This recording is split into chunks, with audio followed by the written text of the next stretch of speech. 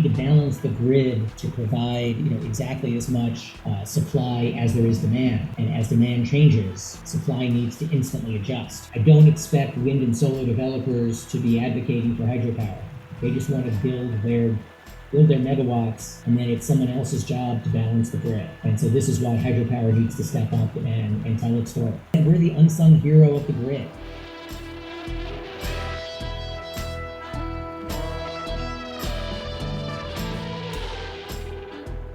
Welcome back to DAM, the official podcast of Northwest Hydropower.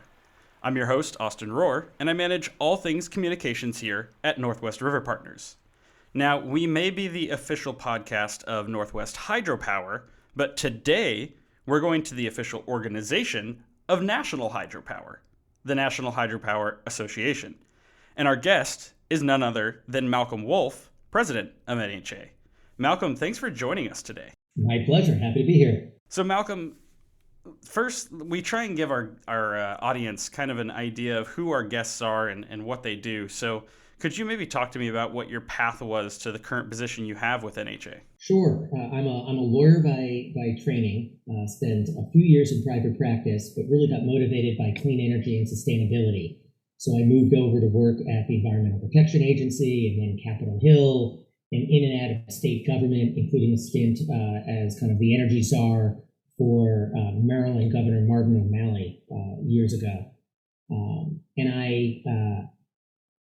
When I was contacted when Linda Terziacci retired about applying for the position with National Hydropower about 4 years ago, I had to do a double take because I had spent 25 plus years in clean energy, working with wind and solar and batteries and offshore wind. And yet I'd never really dived into hydropower. And I had to think about, hey, is this an interesting area? Is this something I want to pursue? And my first instinct out of ignorance was, it's an established technology. There's, nothing exciting going on. And as I dived into it, I realized just how wrong I was. And in particular, I was thinking about what do I want to do with the next phase of my career, and realized that the key thing that had motivated me to that point was, how do we replace all this dirty fossil fuel? And we have an answer now. We know that there's cost-effective ways to replace coal and over time natural gas. The next question was, well, if we do that, will we have a 24/7 reliable grid? And what's it going to take to do that? And to me, that seemed to be a much harder, challenging question.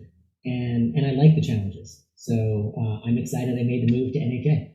And what kind of things were you able to learn through that experience that maybe helped you when you started to wrap your head around hydropower and started to learn more about that technology? I've been very focused working with developers on how do we get projects built. So how do you get them licensed? How do you get them built? How do you get them financed? A lot of it was focused on securing power purchase agreements. And I didn't really focus on how do you get them integrated to the grid? How do you get them, are they actually going to be dispatched? How does it work with in competitive markets with RTOs? So I think I had a good background on energy issues and the politics of energy issues and the players there. But hydropower is different. Water is a shared resource. The water that powers our generators then flows downstream into communities. So we have a much different relationship with communities, kind of the intersection between all of the really complicated environmental questions, climate issues, and then kind of environmental water quality, water quantity issues makes hydropower really, really interesting. So here at Northwest River Partners, hydropower advocacy for us really looks like, primarily looking at it from almost a standpoint of trying to protect the resources we have, right? We're not necessarily in the market here in the Northwest of trying to build new dams and things like that. We retrofit our dams, we update them, we try and make them better all the time, but we're really primarily focused on sort of defending what we do already have established. At the national level, what does hydropower advocacy look like? I think it does have a different flavor nationally. My sense, again, coming into hydropower about 4 years ago with somewhat of kind of fresh eyes, I was surprised just how much the industry seemed to keep its head down. We obviously kind of powered America's prosperity over the last century, but it seemed like with the emergence of the environmental movement in the 70s, that we learned to just run our plants, produce our power, and keep our head down so that the environmental community doesn't bash us. And I think as a result, we've missed some opportunities. You know, how come renewable portfolio standards don't include existing hydropower? We seem to be out of the public consciousness. And from my perspective, we can stand proud. We are an amazing, proven, established technology that is exactly what a 21st century grid needs. And our ability to, with both reservoir power and pump storage, to be a dispatchable, flexible resource makes us a perfect complement for wind and solar. You can't have a grid powered just on solar because people want to stream their movies, at night. So I think we've got a great story to tell, but our culture, the industry's style isn't as we don't tell our stories, and we need to do a much better job in doing that. So I think it's a little bit less perhaps defensive and more hey, let's stand up straight and proud and tell our affirmative story to make sure we're top of mind in people's consciousness.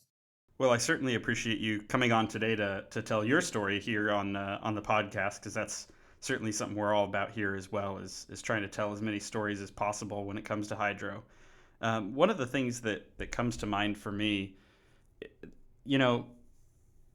I'm sure there's a combination, but do you find that for the advocacy you do at your level, that you're working more on sort of a federal side, or do you find that it's a lot of state by state kind of work? So as a national association, we definitely focus on national federal issues. And in fact, I think the hydropower industry has a culture of focusing mostly on federal issues and not on state issues. In part, I think this is a product of the investor-owned utility business model, where they have a service territory that they are responsible for and regulated by the local public utility commission. And so there's kind of a sense of each utility can manage things in their own service territory, focus at the federal level, because that's where we could use the help. And I think that might have made sense, and that might make sense for maybe investor-owned utilities and for Edison Electric Institute. I don't think that makes sense any longer for hydropower. I think a lot of energy and energy policy is being driven by state policies, whether it's state RPS standards or RTO decisions. And the hydropower industry needs to be engaging in those state, regional, RTO market decisions. And we need to be standing up for hydropower as a resource and not be as deferential on the kind of local issues.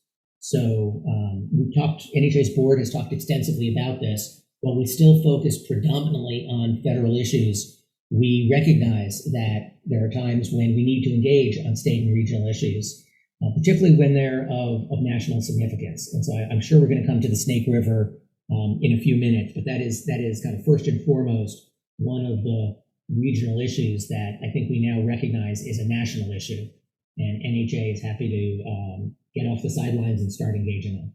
And speaking from experience, I can say that there is a challenge there. I can imagine.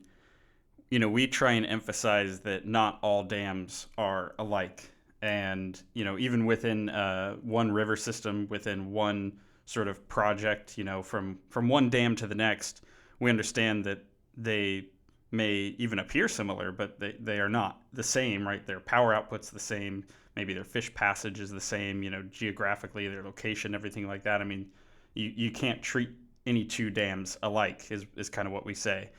So I imagine when you're looking at it from sort of a national level and looking at making policy there, it's got to be challenging to prioritize, to find solutions that work. How does NHA sort of figure out what those priorities are, and what are those priorities? You're exactly right. If you've seen one hydropower plant, you've seen one hydropower plant. They're all different, and that's part of the genius and the wonderful thing about the technology and the industry. But it also comes with its own set of drawbacks.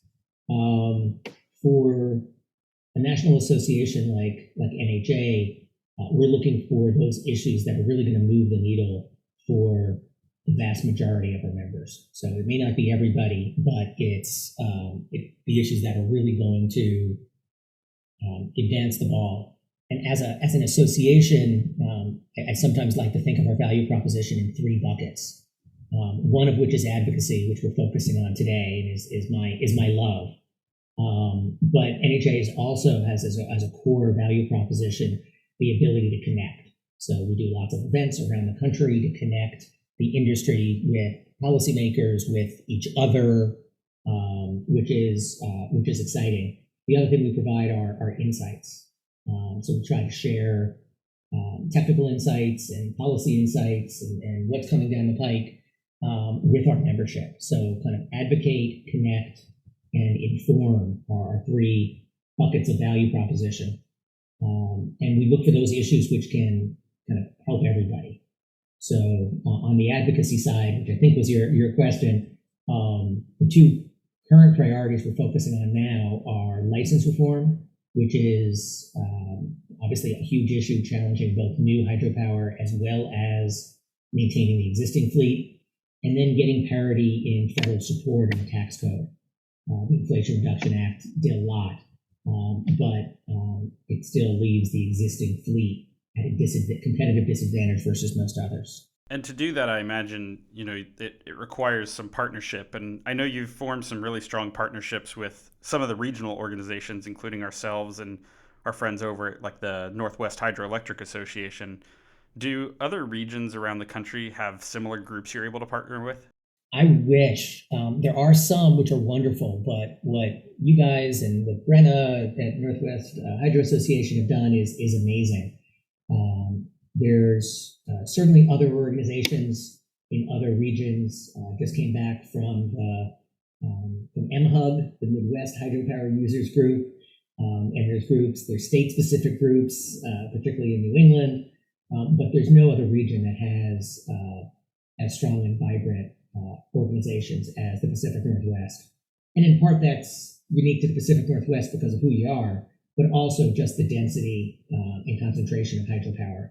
You're, depending on the state, 60, 70+% hydropower, which no other region has. It is an interesting thing to look at because, we do have such a robust hydropower resource here. And when you look around the country, there's, a lot of dams that are arguably more famous than some of ours. I mean, we have Grand Coulee and Bonneville, which are fairly popular, but there's a lot of dams across the Southwest and throughout the East Coast and Midwest and places that, are kind of iconic. And yet you don't see the same amount of hydropower being relied on in those places. Yeah, each region has a different portfolio mix.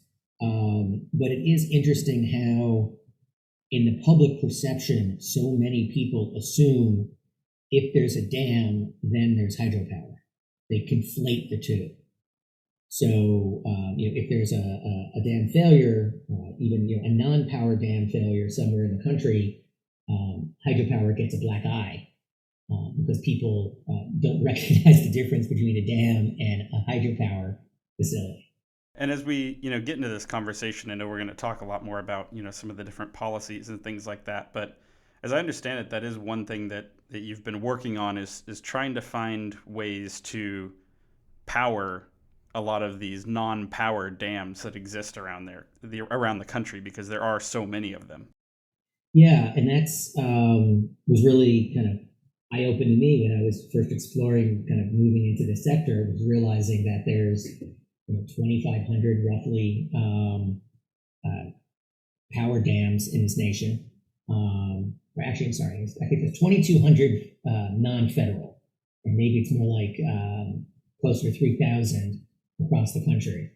But then there's 90,000 plus dams, depending on the size. So we're 3% of dams in the country, which one would think would create a whole lot of opportunities for additional carbon-free generation if we could tap into it. So we're kind of reframing the conversation from just focusing on power dams to realizing the potential out there for non-power dams is huge. And I was talking yesterday about some of an exciting development just this week from Rye Energy, Rye Development. They have signed a new power purchase agreement with Iron Mountain, which runs data centers. And they want those data centers to be reliable 24/7.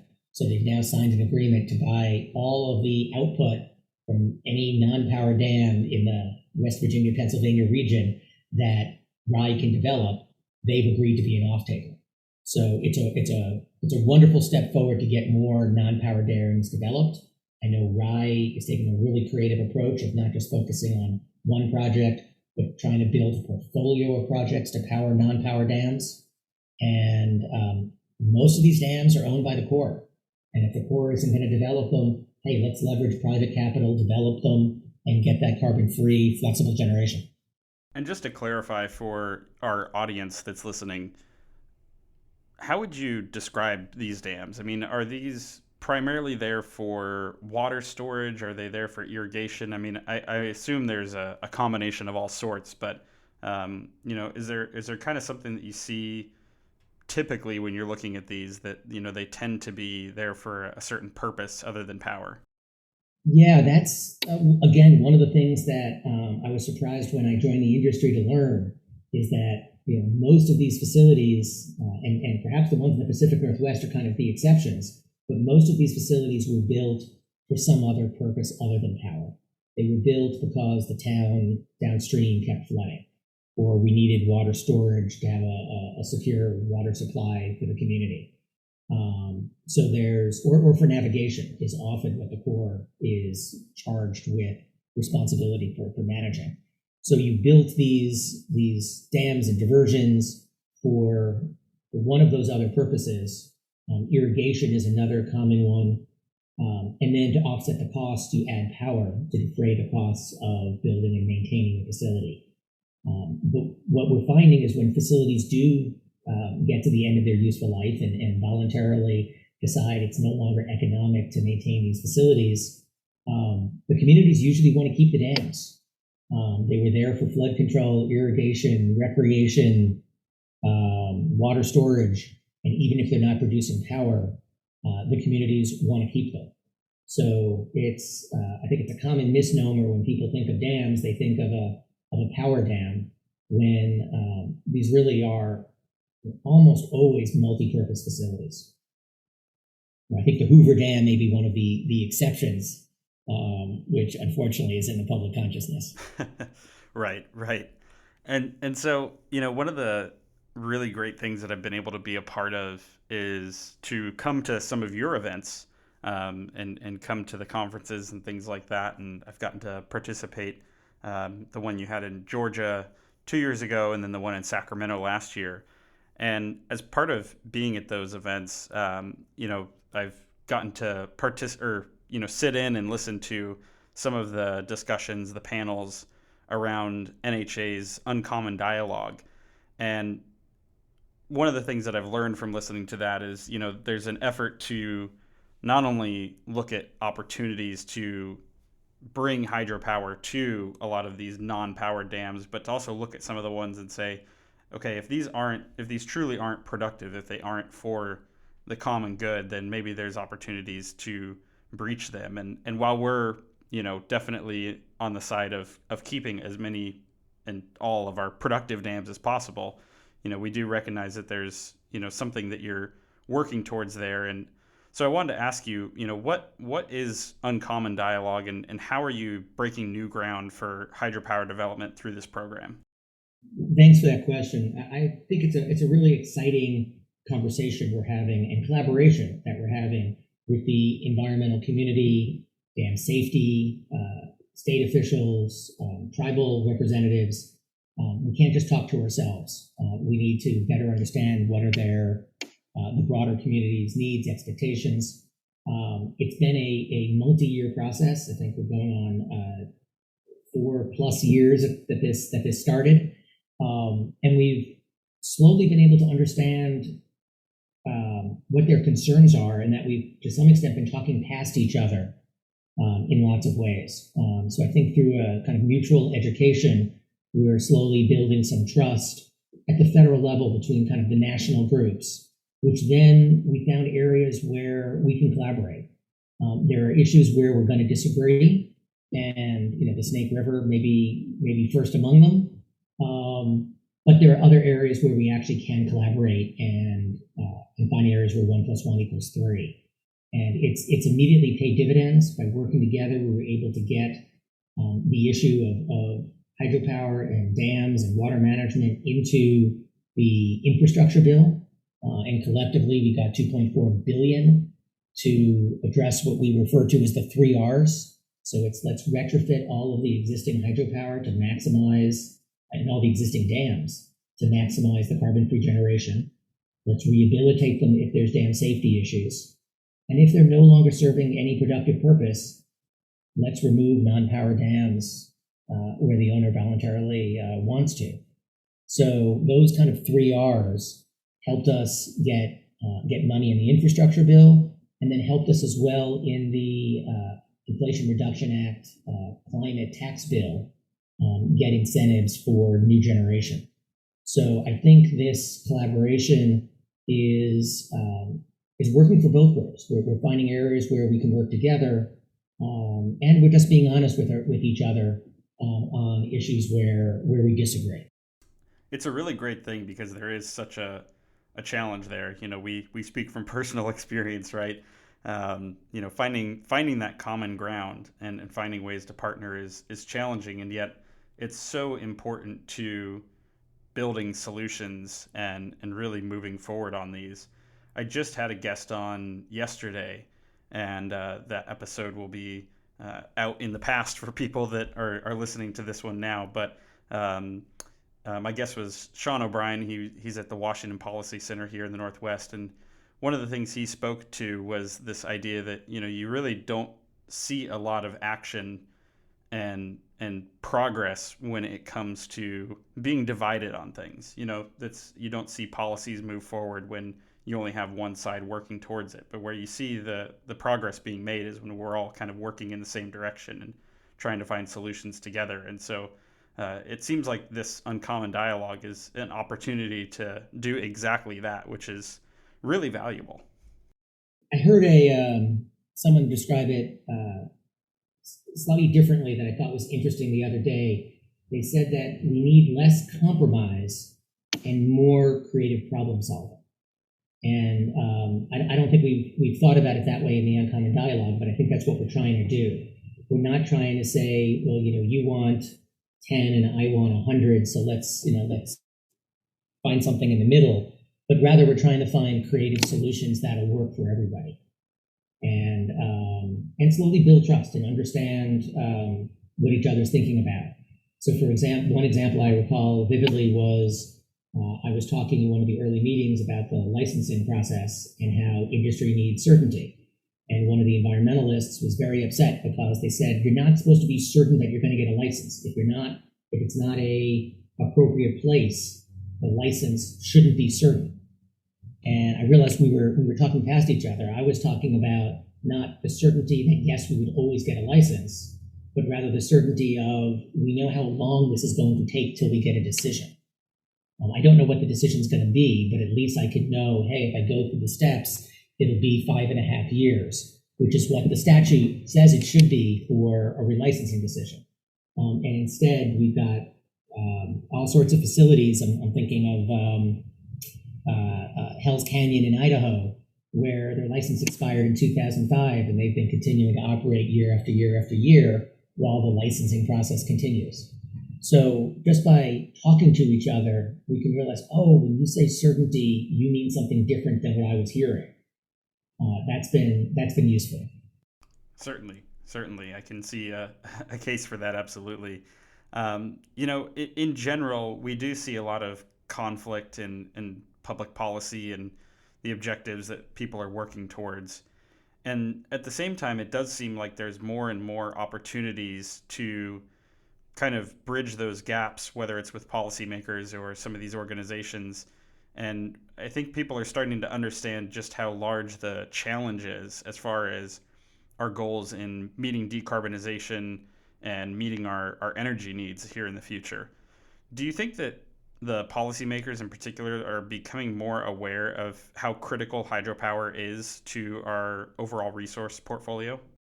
We're certainly trying to raise that awareness, and I think the policy leaders in the Pacific Northwest are at the forefront of that. I think there's greater awareness in the Pacific Northwest than there is in other parts of the country, but we're going to keep trying. I think nationally there is um, a growing recognition of the impacts of climate change. I think people are seeing it in their own lives, and so there's a growing recognition that the energy grid is going to change. I think it's interesting that here in Washington, D.C., where we've got a divided Congress and expectations are low for this divided Congress to get anything done, but permitting reform was what the House Republicans chose to make H.R. 1. The very first bill is energy permitting. And Democrats, for perhaps different reasons, also want to improve the energy permitting process. So I think there is a growing recognition in this country that we need to change the energy system.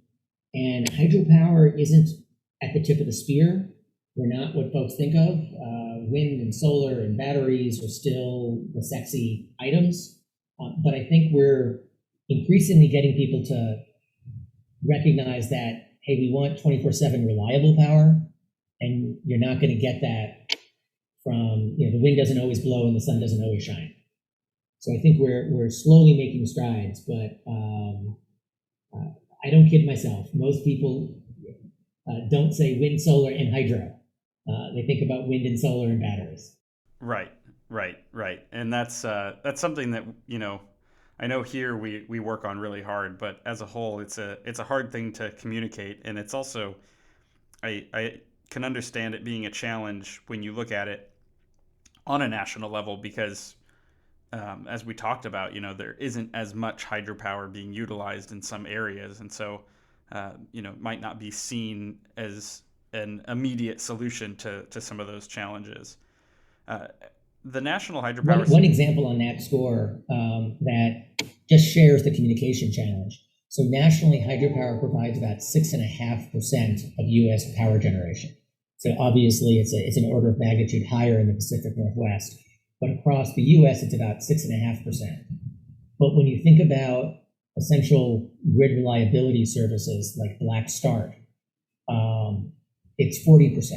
So Black Start is the capability to restart the grid when there's a blackout. It takes energy to restart all the controls at a coal plant. So where does that energy come from when the grid is dark?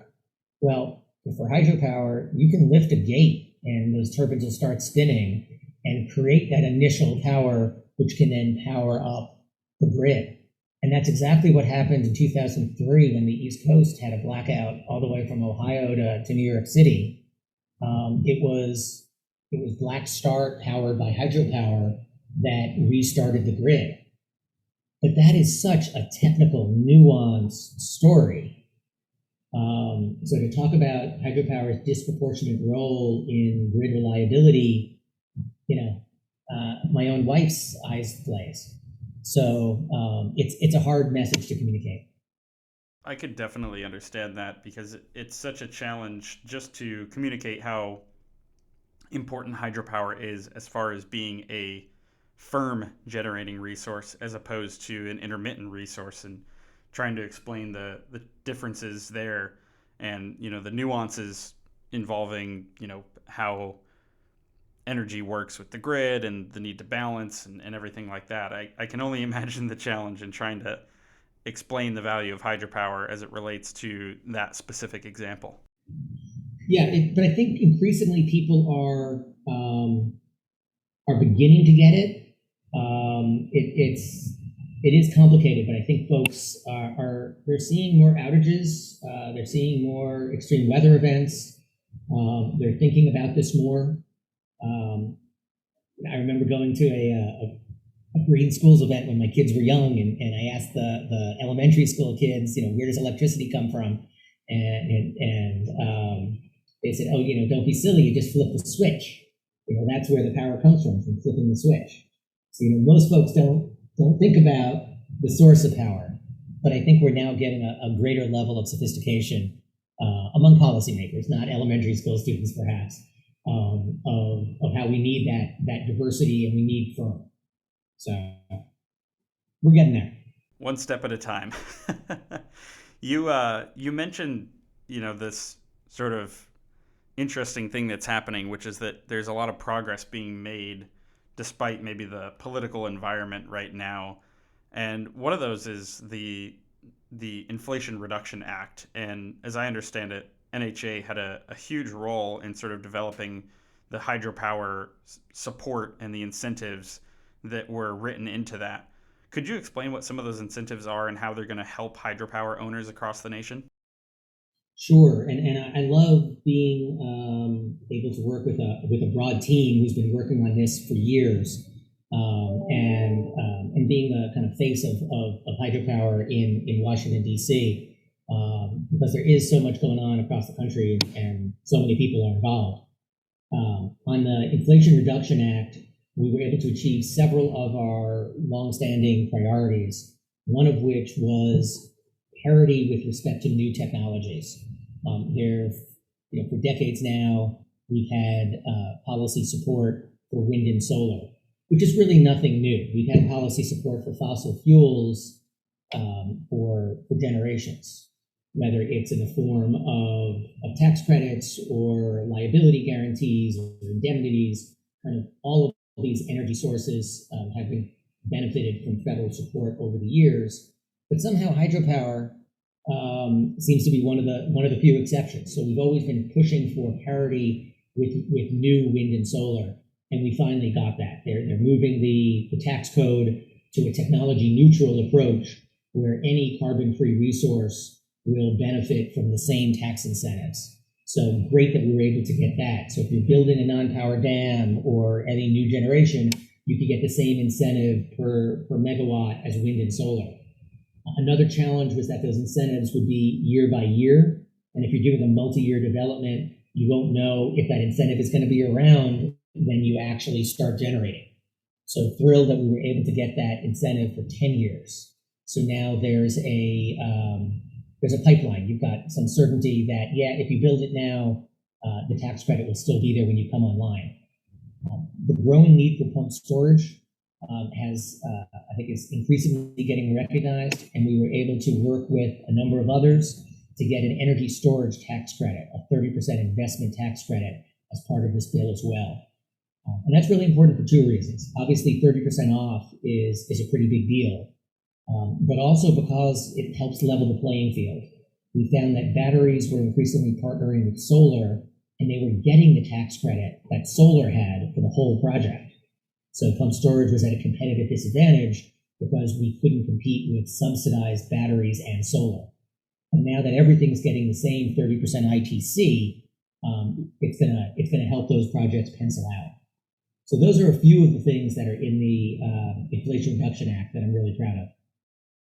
And we're really excited about it here as well. And I know certainly a lot of our members, especially those who actually have, an investment in hydropower, whether they're partial owners or owners entirely or whatever the case may be, they're very excited because it is going to be a tremendous benefit for the hydropower industry, and we've got a lot of it here in our backyard. One thing I do want to ask you, I'm just kind of curious as I'm thinking about it, given your background especially, do you think that there's a particular reason that hydropower in the past wasn't sort of put on a level playing field or given the same sort of benefits and treated the same way? I mean, we hear a lot about, for example, hydropower not being considered renewable in the past or even in the present, depending on where you're at in the country. I mean, is it just a matter of, trying to promote more wind and solar build out, or, just kind of overlooking it, or what do you think the reason for that was? I'm sure it's a combination of things. I think I've got a technical answer and then maybe a deeper answer.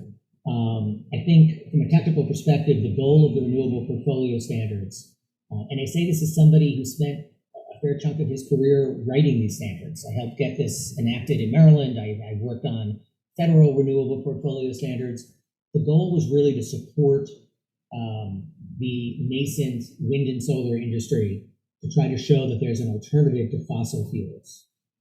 And by creating these renewable energy credits, it created an additional revenue stream. And if you allowed existing zero carbon resources like hydropower or nuclear to get the credit, then you'd flood the system, and you wouldn't have the price of a renewable energy credit would be a quarter as opposed to $25, and it wouldn't provide the incentive for wind and solar. So that was the technical reason at the time. I think we've now learned that that's misguided, that the real goal should be a zero energy grid, a zero carbon grid, not just promoting wind and solar. So we can unfurl the mission accomplished banner, wind and solar are competitive. And now that the goal of clean energy standards is a zero carbon grid, now there's no reason to discriminate against existing carbon-free resources. So now NHA is working to have all carbon-free resources be treated the same, which is kind of like what Senator Wyden did in the tax code. That was a big part of getting that kind of parity. All zero carbon technologies are treated the same. But I think that technical kind of policy answer is only half the story. I think there's a more fundamental trend or challenge, which is that the hydropower industry is dominated by engineers and technical folks who are brilliant at building billion-dollar complex engineering marvels, but they've learned to keep their head down. They don't tell their stories. They don't engage politically.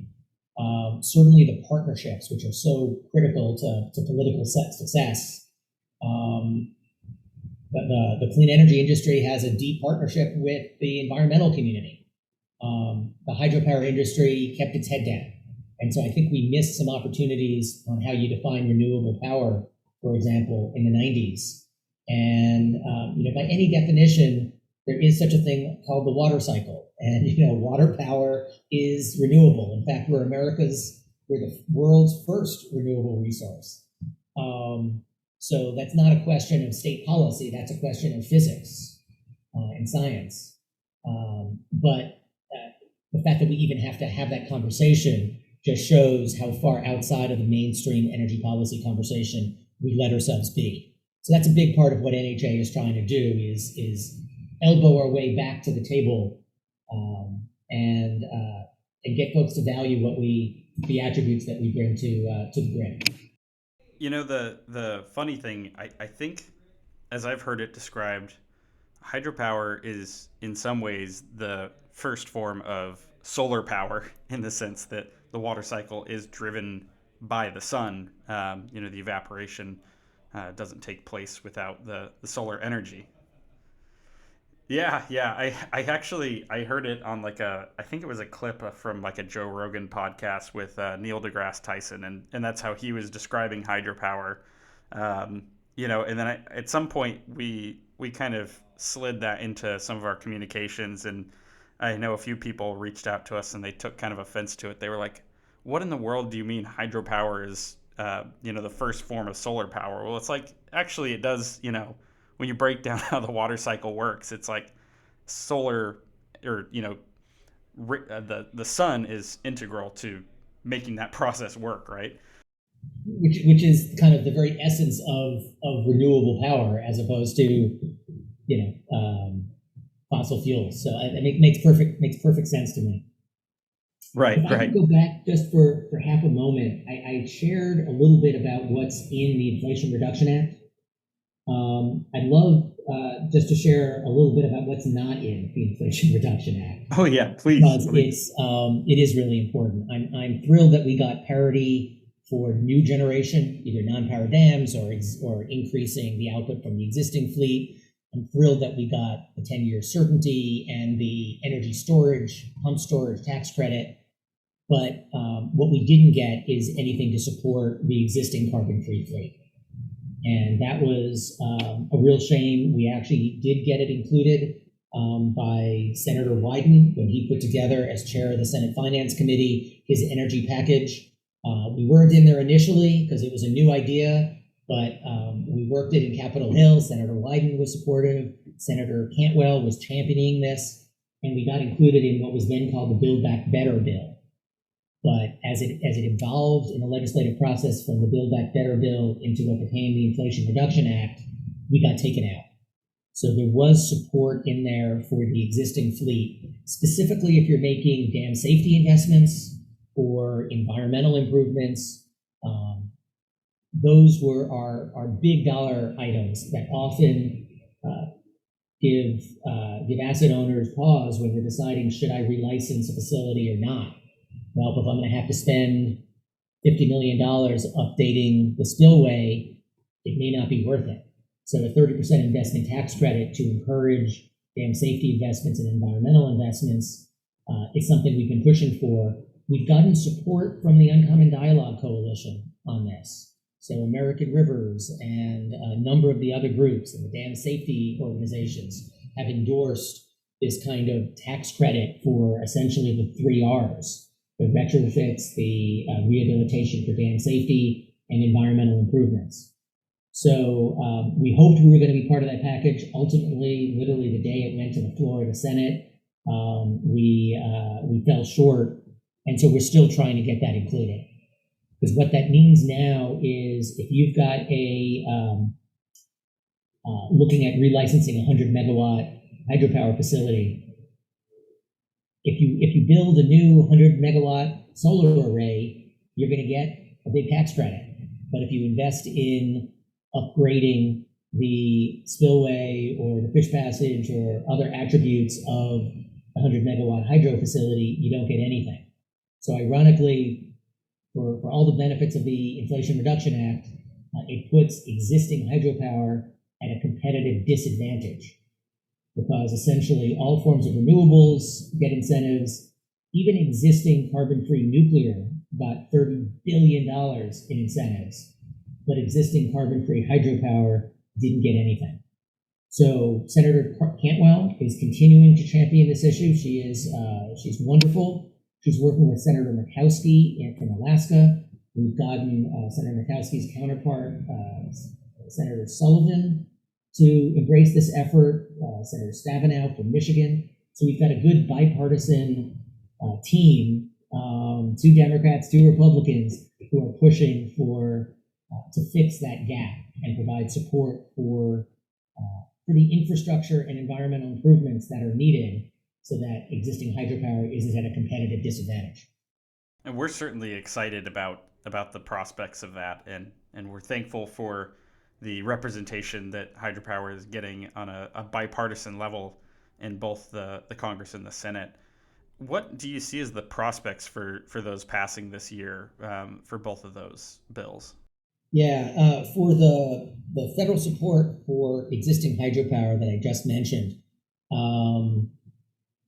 I want to be clear-eyed. Given all of the tax stuff, particularly energy tax stuff that was done in the last Congress, there's not a whole lot of appetite for doing more tax stuff now. But what we saw was that a lot of the provisions that got included in the Inflation Reduction Act last year were provisions that had been talked about year after year. And there was kind of a sense of inevitability that they would get included in the next package whenever the next package was. And that's exactly what we're trying to do now. I do think that there's some desire. The House Republicans just issued a tax proposal earlier this week.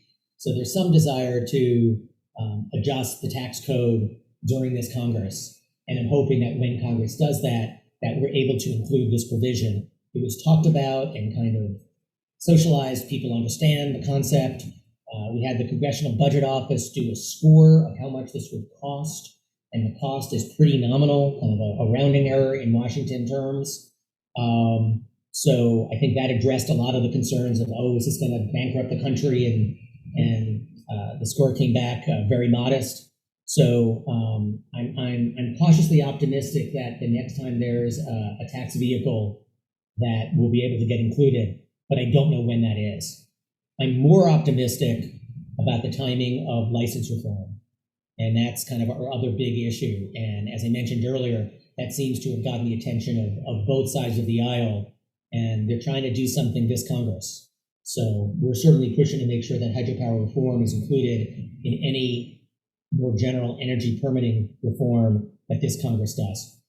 Yeah, as I understand it, the situation with the debt ceiling and sort of figuring out those other budget concerns kind of consumed a lot of energy there, and really shifted the focus away from some of these other things. So from what it sounds like, but I don't actually think at the end of the day it changed the dynamic or the momentum for energy permitting. They did include some important revisions that NHA had supported on NEPA, so there were some changes there.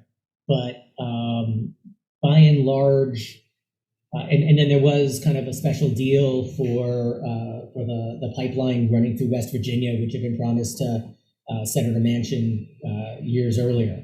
So there were kind of narrow fixes like that. But by and large, the concept or the understanding on Capitol Hill, I think, is that building anything in this country is really, really hard. So Republicans want to streamline those rules to make it easier to build generally, and certainly to build energy projects. And Democrats feel like the promise of the infrastructure law and the Inflation Reduction Act, particularly with the climate provisions, we're not going to be able to use those provisions, those tax credits, if nothing can get built. So that they feel that this is kind of a natural implementation step. Now that we've got the financial incentives in place, we've got to make sure that we don't have the permitting red tape that prevent it from being used. So I think from both sides of the aisle, there's a desire to do something in permitting.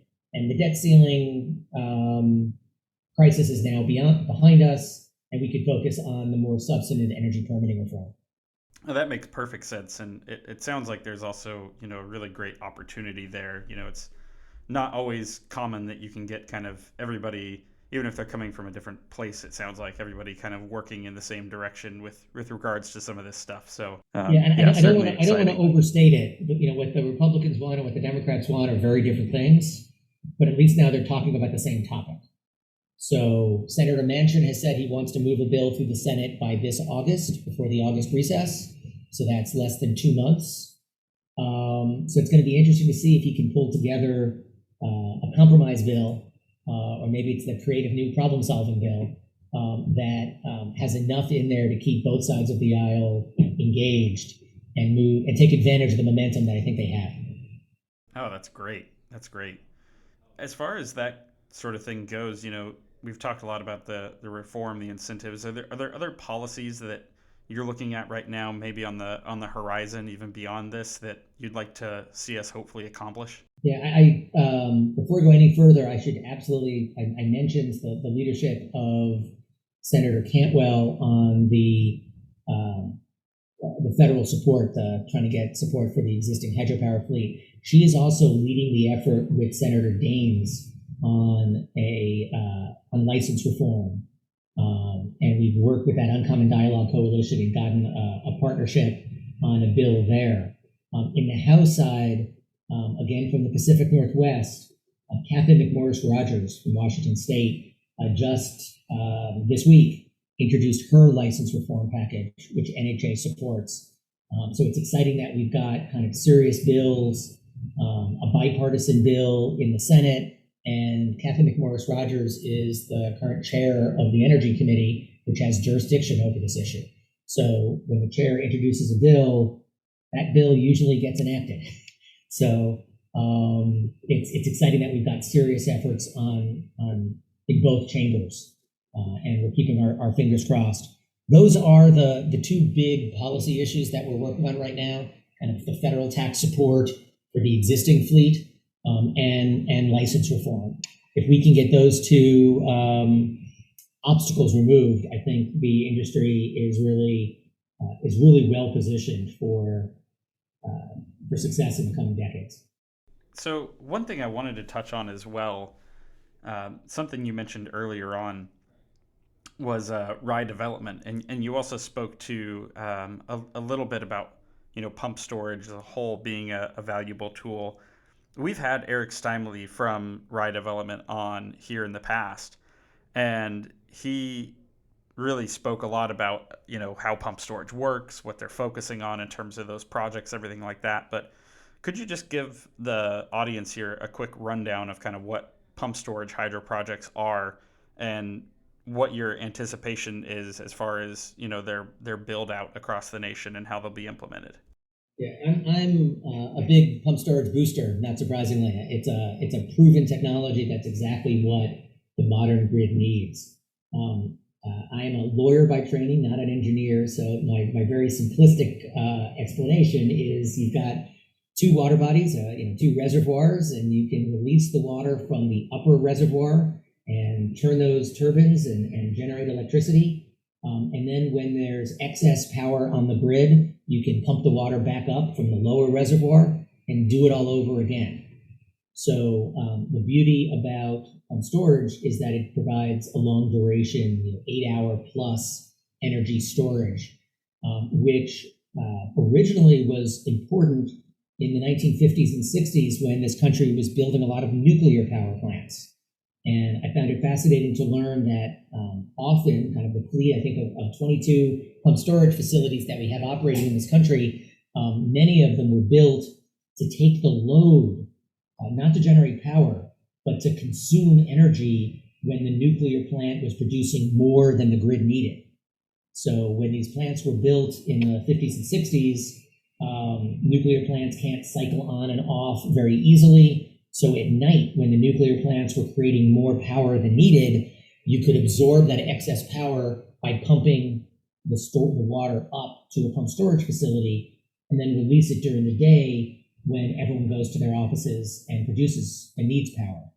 Well, those same facilities are an amazing solution from what the grid needs now. Now, to take maybe the leading example is California. California is producing during the day more solar power than it can use. But that evening ramp, when the sun sets, they have a real challenge because all that solar power energy goes away and they've suddenly got to ramp up and produce all this power when the Californians still want their air conditioning and want to stream Netflix. So instead of using pump storage at night, maybe what they were used for in prior decades, you can use that pump storage to pump up during the day when you've got excess solar or renewable power, and then release it in that afternoon ramp when it's really needed.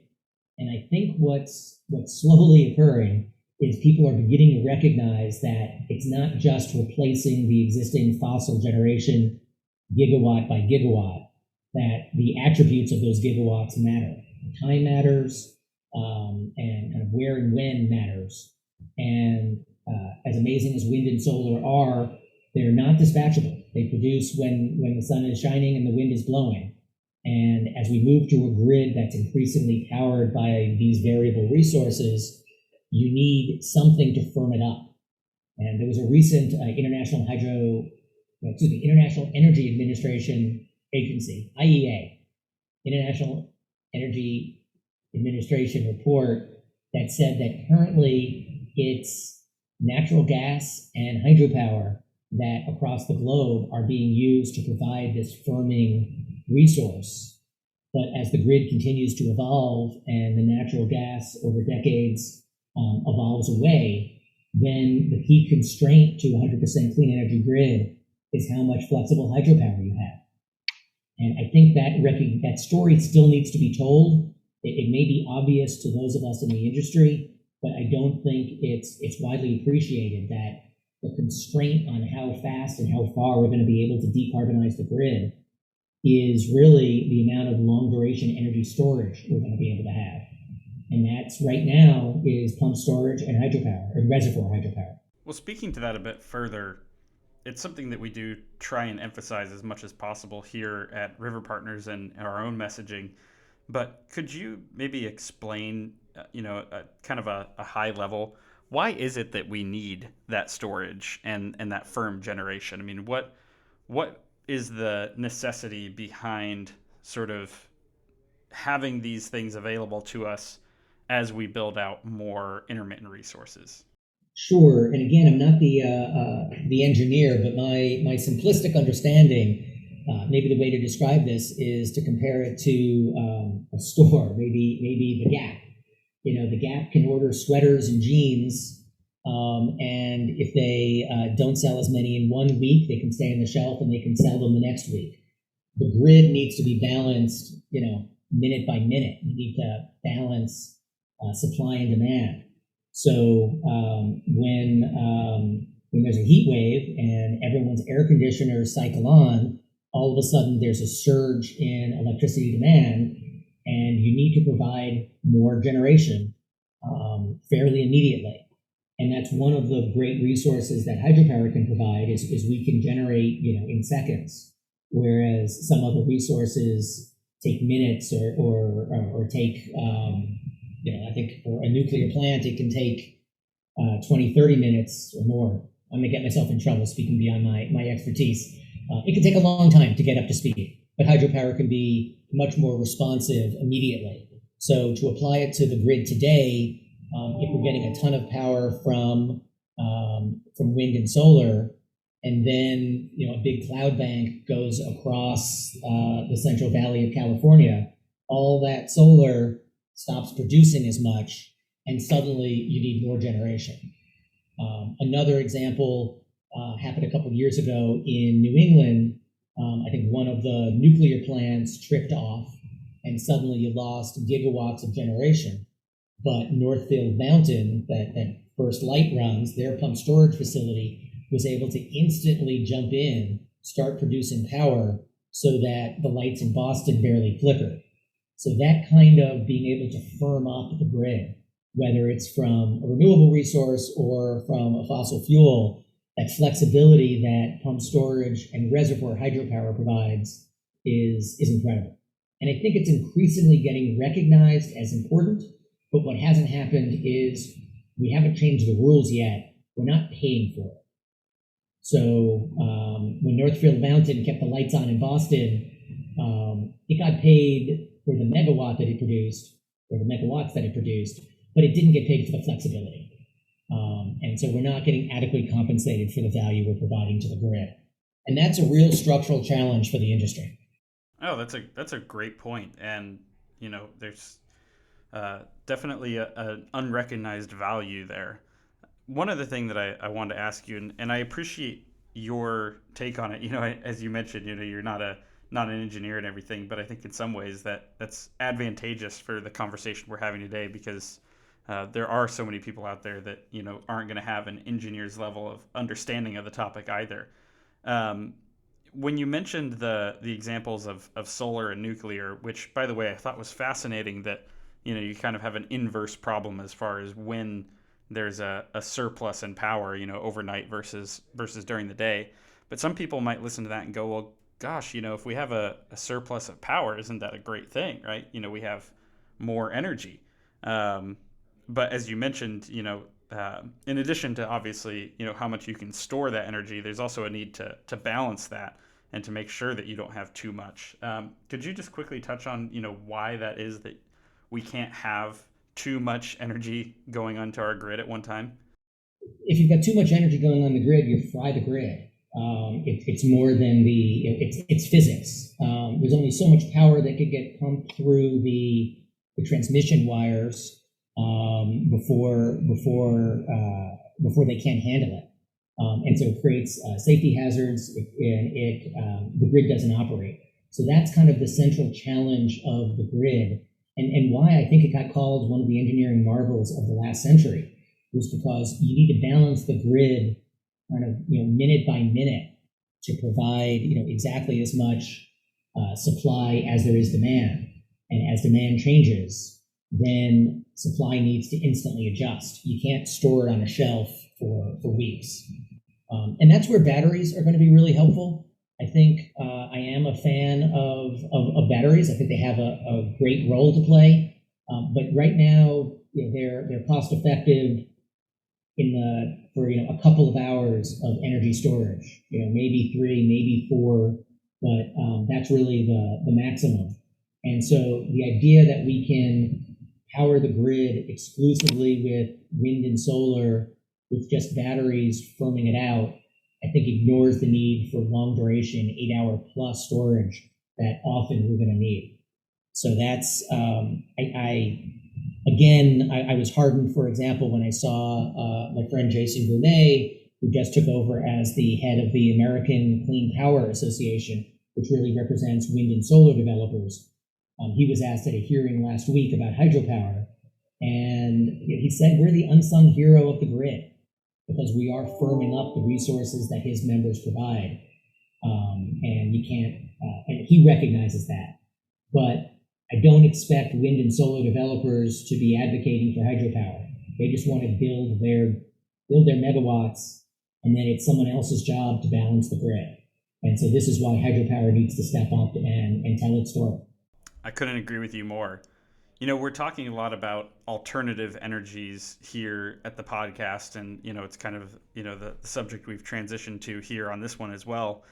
One of the things that we get asked a lot on social media, through like our contact form emails and things like that, is people that want to know about these other forms of hydropower, and a big one is this ocean energy, or like this wave energy, or sometimes I think it's also referred to as like tidal.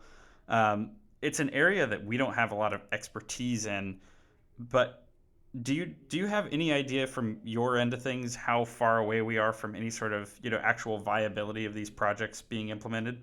Yeah, great question. I'm so glad you asked about marine energy. These technologies are really cool. I've gotten the chance to see a few of them in the water, and they're awesome. And they're different technologies. Wave energy is different from tidal energy, which is different from current energy. They're using kind of different natural resources to produce the power, but they're really cool. A lot of them are already in the water. They're already generating power, which is great. I know that the Department of Energy did a study, I think last year. It was a technical resource potential study, and it found that the technical resource of marine energy, either on our coasts or in our rivers, was enough to power 57% of U.S. electricity load. 57%, which is staggering. So if you think about it, that's the technical potential. If we're actually able to, in a cost-effective way, capture 10% of that, that would be 5.7%. Solar in this country right now is about 2%. So that's like triple the amount of solar we have now, and even only 10% of its potential. So I think these technologies, which I'm broadly lumping together as marine energy technologies, have a huge potential. Right now, kind of the first use case are areas of our country where there's not really reliable access to a grid. So I'm thinking of Igiugig, Alaska, where they've had a current energy technology or device. I think they're in their second generation now, which has been producing power for a community that otherwise has to fly in diesel oil on seaplanes in order to have generation. So there's kind of use cases where these technologies can provide power where there's really otherwise no other resource. But it's true as well, even going from kind of rural Alaska to New York City, where the company Verdant put a current energy device right in the East River. It's basically a wind turbine underwater, and it produced power 365, 7 days a week, 24/7 during its entire operation. So if you've got an area where you need baseload generation, again, something that's going to produce power perhaps when wind and solar aren't, these technologies have a great role. We're pushing we're pushing the development of these technologies. Right now, I think we're at the stage, they're in various stages of development. I think many of them are beyond the research and development stage. They're really in the demonstrating and commercialization stage. And how do we go from one project in the East River to an industry and a whole fleet of projects? And that's one of the valleys of death that the industry is trying to grapple with. It really is exciting, huge potential though. I mean, ultimately, one of the big takeaways is, despite the challenges that we do face on a regular basis, there is a lot of opportunity and a lot of excitement here as far as what we can accomplish and look forward to. What else do you think our listeners here could look forward to with regards to your work at NHA? Well, continuing the theme of what we were just talking about with marine energy technologies, I'm not making a prediction here, but how cool would it be if in 20 years we've got major offshore wind projects that are off of both coasts, so far out to sea that we don't see them and it doesn't disturb our beaches. But along those offshore wind projects, we've got marine energy devices, wave devices, and current devices that are connected to the same offshore wind transmission. And when the wind isn't blowing for offshore wind, we've got reservoir hydro and pump storage on land to balance out those gigawatts of generation, along with wind and solar as well. I mean, I can imagine a electricity grid that is clean, that is reliable, and frankly, it's using the technology that's already been established, but it's commercializing all of that technology and integrating it. I think it really could create a wonderful clean energy future. So I'm incredibly excited by whether it's that scenario or there's 100 other variations of where we're going. And I'm excited about NHA's role in connecting the industry, in helping the industry grow. We haven't really talked about the need to replace the aging workforce. We are experiencing what some have called a silver tsunami. We've got an aging workforce. And hopefully, from my perspective, and from NHA's perspective, hopefully that new workforce will be a workforce that celebrates diversity. Our industry is dominated by men, and most of those men are white men. And the industry does not look like the customers we serve. So NHA has established a Future Leaders of Water Power group, and we've updated our bylaws to incorporate diversity, equity, and inclusion in all of our programming and in our whole mindset of how we operate to make sure that we're recruiting the new workforce with the expertise that the industry needs and taking advantage of all the different diverse talent that is out there. So that's part of my vision for what NHA does in the coming years, but also how the industry progresses.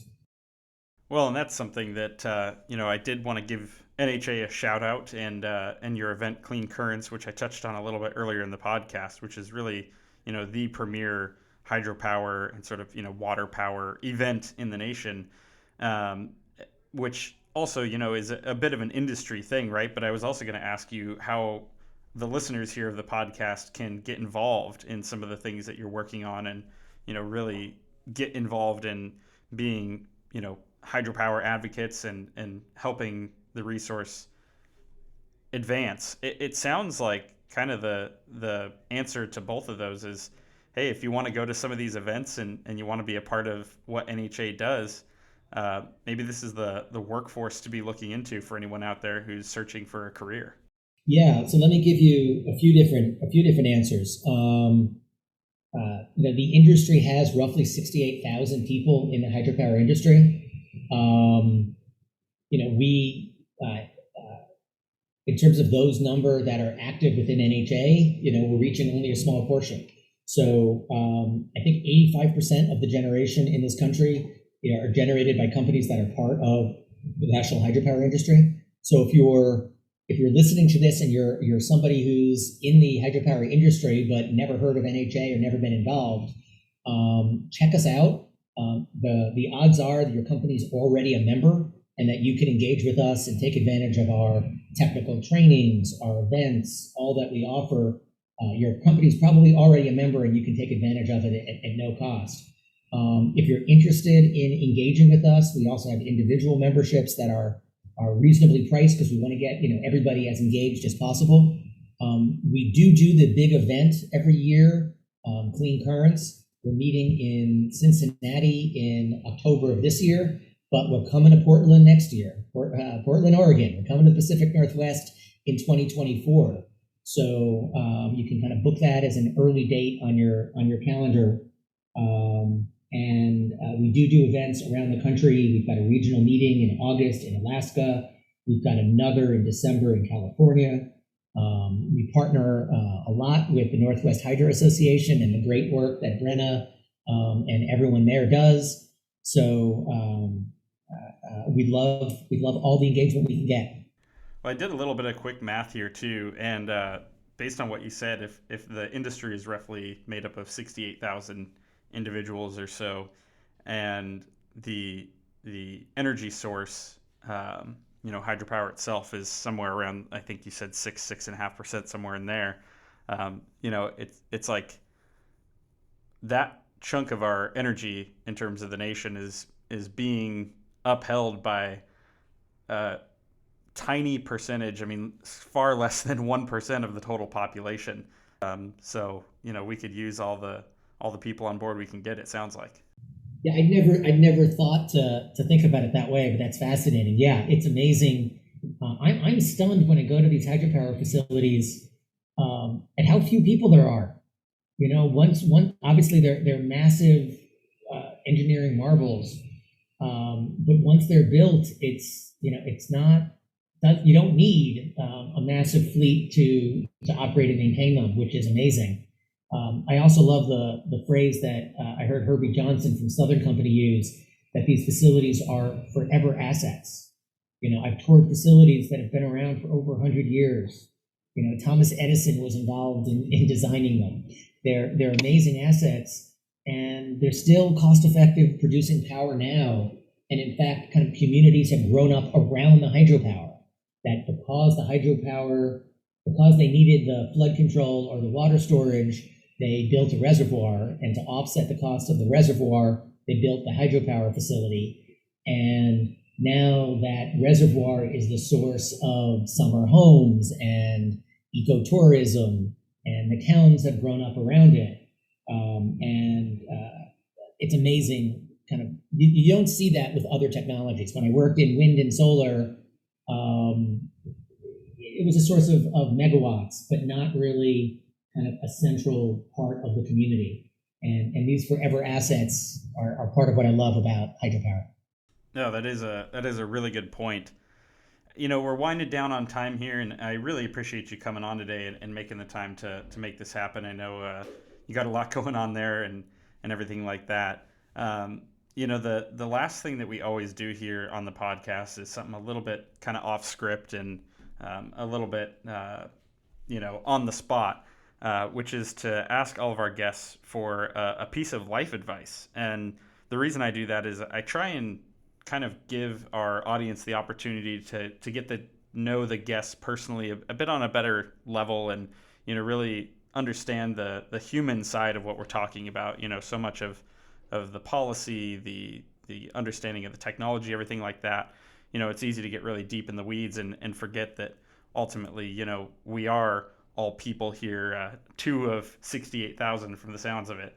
And so I just wanted to ask you, what life advice could you share with our audience today? It doesn't have to be anything related to your work or anything that we've talked about here today, but just something that is really near and dear to your heart. Wow, what a great question. The first thing that occurs to me is to look for the commonalities. It's really easy. I'm talking to you, working from Washington, D.C. It's really easy to look for the issues which divide us. But I think, and the press, I think, is biased towards conflict. That's what sells newspapers. But I think there's so much commonality that connect us, and that's certainly true in the hydropower world, but it's also true just in life. And if you look for the commonalities rather than the differences, you can have a good time, and you can have interesting conversations with all sorts of people who you generally may not otherwise engaged with. And it certainly, helped us, find areas to collaborate, even in the hydropower context, with folks who we otherwise, disagree with on lots of things, but we found areas to collaborate in. So I guess that's the first instinct is look for the areas of commonality rather than the areas of difference. Certainly. And, what you said, I think is especially resonates for me because, it is something that is sometimes easy to forget is, we might be at odds about how we want to solve some of our energy challenges, but we're ultimately all people that, go to work. We got commutes, we got families. We're, doing all kinds of things outside of, just trying to solve these, big challenging issues with energy and environment and things like that. Yeah, and it's and life's too short. You want to have fun, so you can go out and go for hikes and play tennis and enjoy life, and you don't have to engage with your neighbors on the politically controversial things that you may not want to know that what they do or how they vote. We're so tribal these days.